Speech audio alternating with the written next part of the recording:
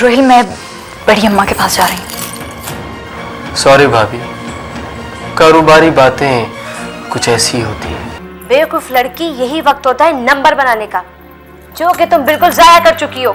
ओहो आपा, सांस तो ले ले। नॉन स्टॉप बोले चले जा रही हैं।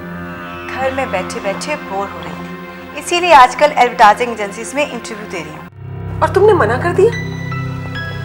क्या हो गया तुम तीनों को? मेरी औलाद तो लगते ही नहीं। यानी खुशकिस्मती ने दरवाजे पर दस्तक दी और तुमने दरवाजा ही बंद कर दिया। उसे तो मौका मिल गया, अब करना सारी उम्र गुलामी उसकी। इसका मतलब है अम्मी ने तुम्हें सब कुछ बता दिया है। मैं एक इम्तिहान में फंस गई हूँ। मैंने और लाइबा ने हमेशा अपने फराइज का ख्याल रखा है। जब ही मुझे बताकर जाने को अपनी तौहीन समझती है।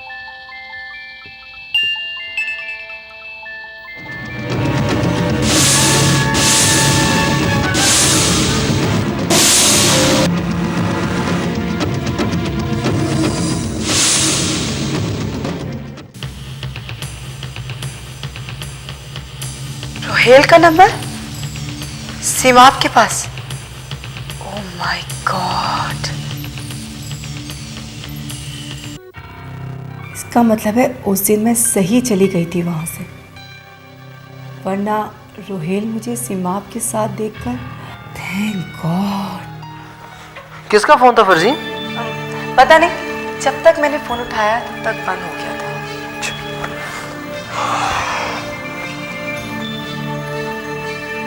ओ, ये तो रोहेल का था। चलो फिर कर लेगा, कोई बात नहीं। वैसे कौन है ये मिस्टर? रोहेल मेरा दोस्त है और बहुत बड़ी आसामी है। अच्छा सीमा, अब मैं चलती हूँ। अरे अरे, क्या हुआ? रुको, मैं छोड़ देता हूँ तुम्हें, इतनी जल्दी क्या? नहीं नहीं सीमा, इस वक्त मुझे बहुत जरूरी काम याद आ गया, बाद में मिलते हैं, ठीक है? Okay bye.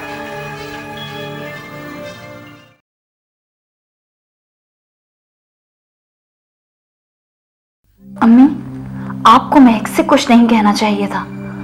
कम से कम आप मुझसे तो पूछ लेती। क्या पूछती तुमसे? और जो मैंने तुमसे पूछा उसका तुमने मुझे कौन सा जवाब दे दिया? इधर मेरी जान सूली पे अटकी रहती है और उधर तुम खुद परेशान रहती हो। महक को भी मैंने इसलिए बताया कि तुम्हारे झूठ का उसको इल्म होना चाहिए, कहीं ऐसा ना हो कि किसी रोज रोहेल मियां उसके दरवाजे पे पहुंच जाए। रोहेल ऐसा कभी नहीं करेंगे, क्योंकि वो मुझ पर एतमाद करते हैं। उसके बावजूद तुम उसके एतमाद को ठेस पहुंचा रही हो। अम्मी, कम से कम आप तो एतमाद कीजिए मुझ पर। वालिदैन तो हमेशा अपनी औलाद पे एतमाद करते हैं, लेकिन औलाद उनके एतमाद को ठेस पहुंचाकर उन्हें जिंदगी भर का रोग देके चली जाती है। अम्मी, जहां आपने मुझ पे इतना एतमाद किया है वहां थोड़ा सा और कर लीजिए प्लीज। मैं आपको सब कुछ सच सच बता दूंगी। तुम अब मुझे कुछ बताओ या ना बताओ, लेकिन बेटा एक बात अच्छी तरह याद रखना कि अब मुझ में इतनी हिम्मत नहीं कि मैं कोई जिल्लत या बदनामी बर्दाश्त कर सकूं।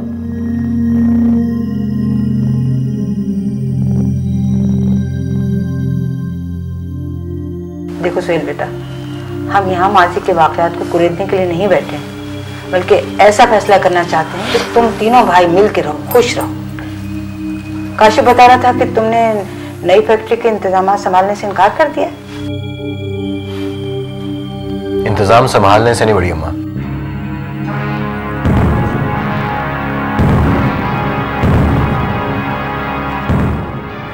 एमडी की सीट पर बैठने से इनकार किया है सोहेल ने। बड़ी अम्मा, फिलहाल आपकी बीमारी की वजह से मैं तो इस मूड में नहीं था कि मैं इस मौजू को छेड़ूं, लेकिन आपका हुक्म था इसीलिए चला आया। देखिए सोहेल भाई, काशिफ भाई और बड़ी अम्मा गलत परेशान नहीं है। आप जो चाहते हैं वो इनको खुलकर कहें, वरना इतनी बड़ी फैक्ट्री चलाने के लिए किसी ना किसी को तो अपॉइंट करना पड़ेगा ना। मैं कम से कम इतनी बड़ी फैक्ट्री नहीं चला सकता।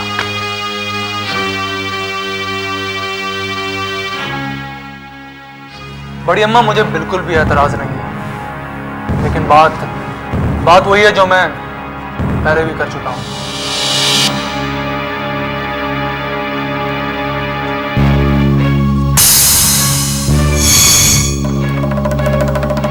मुझे एमडी बनाया जाए तो कम से कम मुकम्मल अथॉरिटीज के साथ।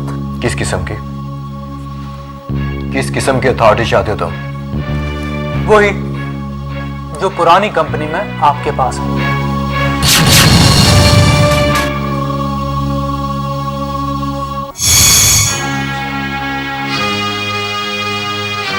सबसे पहले तो कुछ रकम मेरे अकाउंट में ट्रांसफर की जाए। बेशक वो अकाउंट कंपनी के नाम से खोला जाए, लेकिन मगर तमाम खर्चों के लिए जो भी पैसा निकलेगा उसके लिए कम से कम मुझे किसी के सिग्नेचर की जरूरत ना पड़े। तो तुम ये क्यों नहीं कहते कि ये नई फैक्ट्री तुम्हारे नाम कर दी जाए? बड़ी अम्मा, आप बिल्कुल गलत समझ रही हैं। मैं बिल्कुल सही समझ रही हूँ बरखुरदार, लेकिन अभी तुम्हारी ये ख्वाहिश पूरी हो जाए ये मुमकिन नहीं। हाँ, अगर बदबख्ती से किसी आंधी ने इस आशियाने के तिनके उड़ाने के लिए तरफ रुख कर लिया तो फिर तुम जो चाहे जैसा चाहे बंटवारा कर लेना। ठीक है बड़ी अम्मा, मुझे जो कहना था मैंने कह दिया। अब आप जो भी फैसला करें। हाँ, अलबत्ता मैं अपनी तमाम जिम्मेदारियां पहले की तरह निभाता रहूंगा।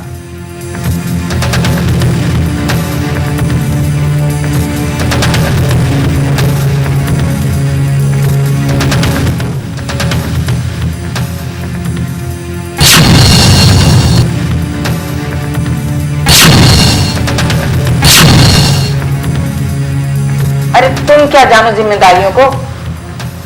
और काशिफ, आप मजीद इस हवाले से कोई बातचीत नहीं होगी। वैसे तुम एक काम करो, अपने एतमाद का कोई आदमी अपने पास रख लो, ताकि आगे क्या करना है वो हम सोचेंगे। भाई, रोहेल के दोस्तों के बारे में मैं तुम्हें भला क्या बता सकती हूँ? लाइबा जानती होगी। हाँ, याद आया, जिस दिन बड़ी अम्मा हॉस्पिटल से आई थी उस दिन कोई दोस्त मिलने तो आया था रोहेल से। क्या नाम था उसका? तुमने देखा था उसे? नहीं, मैंने तो नहीं देखा, बल्कि मुझे उसका नाम लाइबा ने ही बताया था। हाँ, क्या नाम था? सेमाब।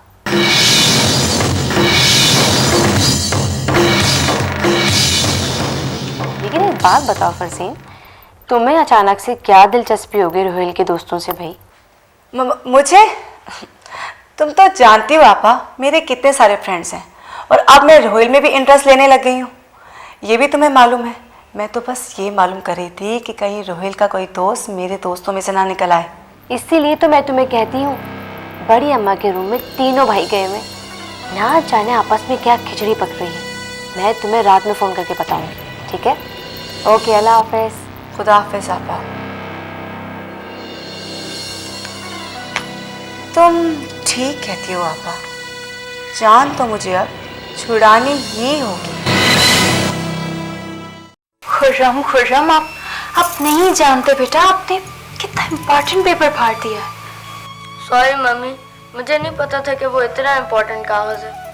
आप मुझसे नाराज तो नहीं है ना? नहीं मेरी जान, बिल्कुल भी नहीं।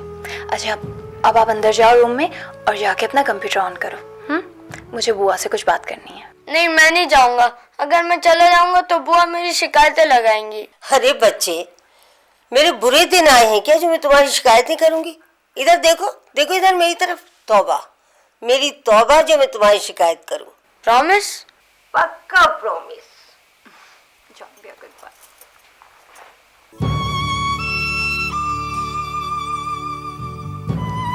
बिटिया, आखिर क्या लिखा होगा उस कागज में? धमकियां होंगी बुआ, और क्या होगा। आया था वो रोहेल से मिलने, और रोहेल के सामने मुझे दबे अल्फाज में धमकियां दे गया। 2 लाख रुपए मांगे। अभी बताएं बुआ, मैं कहां से दूंगी? बिटिया, मैंने तो तुम्हें पहले ही मना किया था, मगर तुमने 50,000 देकर उसके मुंह को खून लगा दिया। आज 2 मांग रहा है, कल 10 मांगेगा। उसकी तो लॉटरी निकल आई। बुआ, समझ में नहीं आता मैं क्या करूं। सारे जेवरात बेच चुकी हूँ, बॉन्ड भी दे चुकी हूँ उसे, और अब शायद 5-10 हजार भी नहीं होंगे मेरे अकाउंट में। अरे बिटिया, अगर तुम कहो तो मैं बात करूं उससे, शायद उसे कुछ गैरत और रहम आ जाए। आप कैसे बात करेंगी बुआ? अरे बेटा, तुम इजाजत तो दो, कहीं से भी कर लूंगी। ठीक है, मैं नंबर देती हूँ आपको।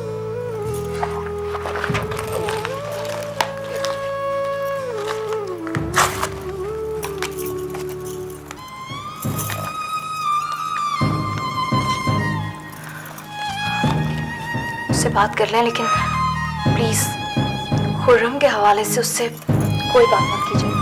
अरे बिटिया, मैं कोई बेवकूफ हूँ? तुम बिल्कुल इत्मीनान रखो, मैं कोई बात नहीं करूंगी। बस दुआ करो कि अल्लाह उसके दिल में रहम डाल दे। हाँ, चल नहीं।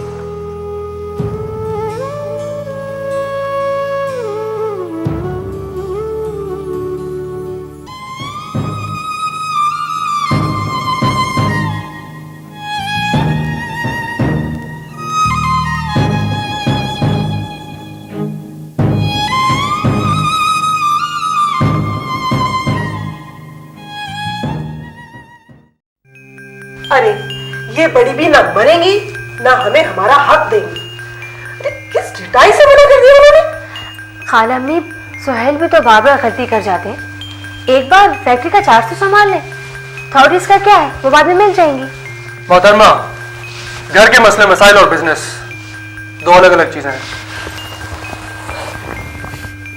तुम क्या समझती हो कि जो कुछ तुम सोच रही हो क्या मैंने नहीं सोचा होगा? मैं जानता हूं, अगर एक बार मैं इस दलदल में फंस गया तो सारी जिंदगी मुझे मुलाजमों की तरह गुजारनी पड़ेगी।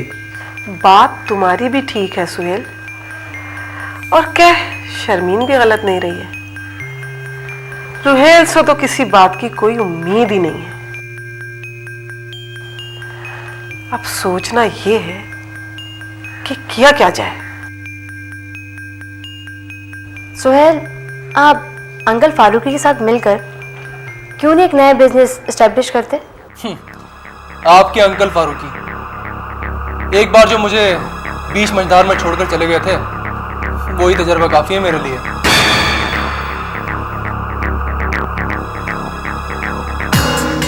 और चलो, अगर मैं कुछ देर के लिए पिछली सारी बातें भुला भी दूं, तो असल मसला तो फाइनेंस का है। किसी भी छोटे मोटे बिजनेस के लिए भी कम से कम 2 करोड़ रुपए की जरूरत पड़ेगी। नहीं नहीं, मैं तुम्हें 2 फैक्ट्रियों के होते हुए ऐसी किसी हिमाकत का मशवरा नहीं दे सकती। लेकिन इस तरह हाथ पर रखे बैठने से भी कुछ नहीं मिलने वाला। You don't worry about it। अब क्या करना है, कैसे करना है और कब करना है, कि मैं तय करूंगा।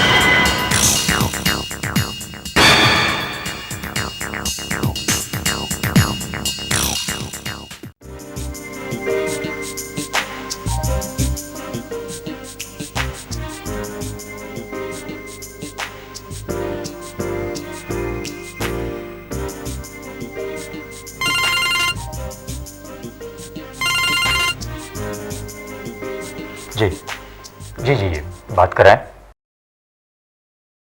वालेकुम अस्सलाम, कैसे हैं आप? कैसी है ग्रैंड मदर आपकी?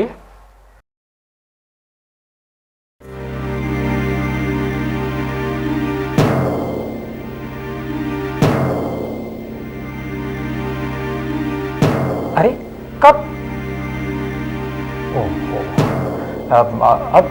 अब कैसे हैं? Thanks God. हाँ, मैं आऊंगा उन्हें देखने के लिए जरूर। मुझसे? ये आपका अपना ऑफिस है, जब दिल चाहे आ जाएं। इस दिल एनीथिंग बड़ी सीरियस? अच्छा तो फिर ऐसा करें कि I think today Saturday and I am leaving for Islamabad. आज निकल रहा हूँ शाम में, कल शाम तक वापसी हो जाएगी। So let's keep it on Monday. हाँ पीर का रख लें। डन, आप बेफिक्र रहें। Okay bye, take care. Thank you, अल्लाह हाफ़िज़।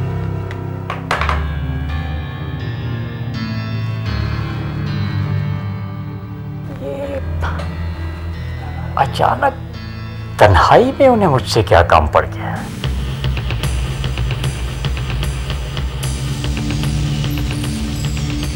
ओह, तो आपकी लाइबा बीबी ने आपको हिमायती बनाकर आपसे फोन करवाया? अगर समझो तो मैं तुम्हारी माँ जैसी। अरे क्यों उसके हंसते बसते घर को उजाड़ने पर तुले थे? वो तो बेचारी पहले ही दुखों की मारी हुई है। खुदा के लिए उसका पीछा छोड़ दो। ये आप इसलिए कह रही हैं कि उसने आपको मुंह बंद रखने की कीमत और सर छुपाने के लिए फ्लैट दिया है। जिसे आप उसका दुख कह रही हैं, वो उसका दुख नहीं बल्कि माजी का एक गुनाह है। और अपने उस गुनाह पर पर्दा डालकर धोखा तो उसने मेरे सीधे साधे दोस्त को दिया है। उसने कोई गुनाह नहीं किया। अरे वो तो फरिश्तों की तरह मासूम है। मैं उसकी पाकीज़गी की गवाही देने को तैयार हूँ। फिर वो बच्चा कहां से आया जिसे लाइबा अपना बेटा कहती है? क्यों उसने छुपा के रखा हुआ है सारी दुनिया से? उसे जवाब दें। इन सवालों का जवाब है आपके पास? मैं तुम्हारी किसी सवाल का जवाब नहीं दे सकती सिवाय इसके कि वो बेकसूर है। और देखो तुम उसका पीछा छोड़ दो वरना वरना क्या पुलिस को बताओगी? शौक से बताओ, मुझे कोई परवाह नहीं। लेकिन लाइबा को जाकर एक बात जरूर समझा दें। वो अपना फोन बंद रखना चाहती है तो बंद रखे, लेकिन अगर मुझे एक हफ्ते के अंदर अंदर 2 लाख रुपए ना मिले तो मैं उसका राज खोल दूंगा रोहेल के सामने। I am sorry Sohail sir, मैं मजबूर। बड़ी बेगम साहबा की परमिशन के बगैर मैं आपको वसीयत की फाइल नहीं दिखा सकता। वकील साहब, उस वसीयत को जो मेरे पापा ने आपसे लिखवाई है, मेरा जानना भी उतना ही जरूरी है जितना बड़ी अम्मा और काशिफ भाई का। आखिर मुझे दिखाने में क्या कबाहत है? कबाहत मुझे नहीं, कबाहत दरअसल उस कानून को है जो हमें राजदारी और अमानत का सबक देता है। और आपके फादर की वसीयत मेरे पास आपकी अमानत है, लेकिन वसीयत की रूह से आपकी बड़ी अम्मा चूंकि गार्जियन है, लिहाजा उनकी इजाजत के बगैर मैं किसी सूरत भी ये वसीयत आपको नहीं दिखा सकता। और वैसे जब कोई इशू नहीं है जैसे कि आप कह रहे हैं, तो फिर बड़ी बेगम साहबा से पूछ क्यों नहीं लेते? अरे वकील साहब, कोई इशू नहीं है, बिलीव मी। और मैं आपको बता चुका हूं कि बड़ी अम्मा फिलहाल बेड रेस्ट पर हैं। बस मैं उन्हें परेशान नहीं करना चाहता। आइए आइए काशिफ साहब,